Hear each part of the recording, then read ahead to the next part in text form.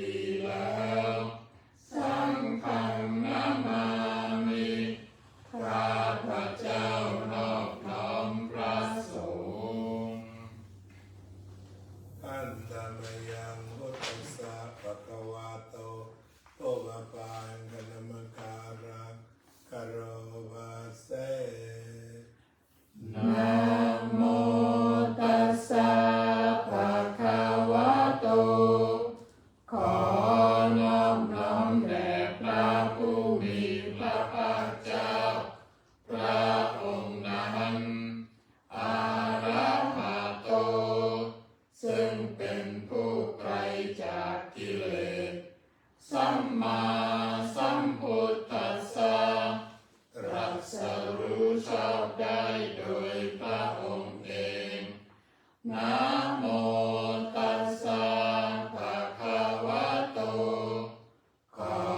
นอบน้อมแด่พระผู้มีพระภาคเจ้าพระองค์นั้น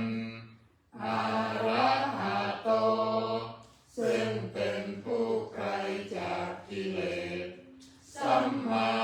สัมพุทธัสสะตรัสรู้ชอบได้โดยพระองค์เองนะโมตัสสะภะคะวะโตขอนอบน้อมแด่พระผู้มีพระภาคเจ้าพระองค์นั้นอะระหะโตซึ่งเป็นผู้ไกลจากกิเลสสัมมาสัมพุทธัสสะตรัสรู้ชอบได้โดยพระองค์เองอันตมยังเอาไปหน้า12หน้า12อันตมยังพุทธานุสติ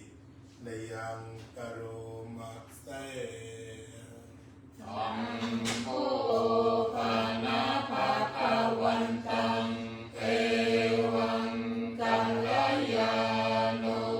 กิตติสัพโตอะภุคขโตก็กิตติศัพท์อันงามของพระผู้มีพระภาคเจ้านั้นได้ทรงไปแล้วอย่างนี้ว่าอิติปิโสภะคะวาเพราะเหตุอย่างนี้อย่างนี้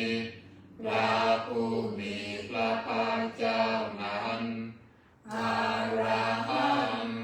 เป็นผู้ไกลจากกิเลสสัมมาสัมพุทโธเป็นผู้ตรัสรู้ชอบได้โดยพระองค์เองวิชาจารณะสัมปันโนเป็นผู้ถึงพร้อมด้วยวิชาและจารณะสุขโตเป็นผู้ไปแล้วด้วยดีโลกวิทูเป็นผู้รู้โลกอย่างแจ่มแจ้งอนุตตโรปุริสธรรมสารถิ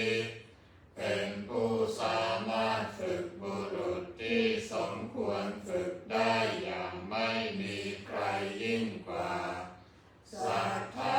เทวมนุสสานังเป็นครูผู้สอนของเทวดาและมนุษย์ทั้งหลายพุทโธเป็นผู้รู้ผู้ตื่นผู้เบิกบานด้วยธรรมภคะวาติเป็นผู้มีความจำเริญจำแนกคำสั่งสอนสัตว์ดังนี้อันทมยังพุทธาภิกิติกะโรมะเสพุทธวา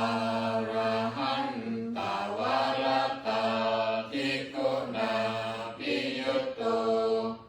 พระพุทธเจ้าประกอบด้วยคุณมีความประเสริฐแห่งอรหันตคุณเป็นต้นสุทธาภิญาณกรุณาหิสมาคตโต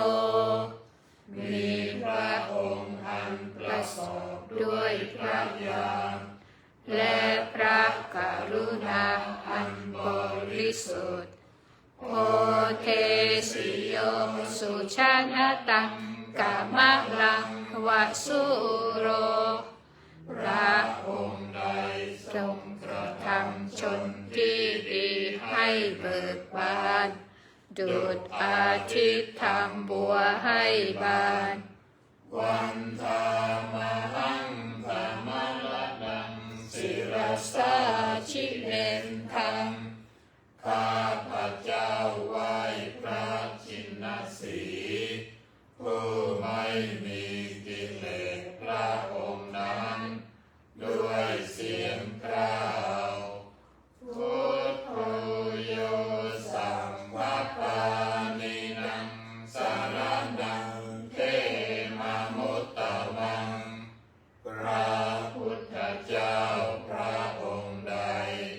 เป็นสารณะอันเกษมสูงสุดของสัตว์ทั้งหลายปัทธามานุสติทานังวันทามิตังสิเรนะหังข้าพระเจ้าไหว้พระพุทธเจ้าพระองค์นั้นอันเป็นที่ตั้งแห่งความระลึกองค์ที่หนึ่งด้วยเสียงกล่าวพุทธัสสะหัสสมิทาสวะพุทโธเม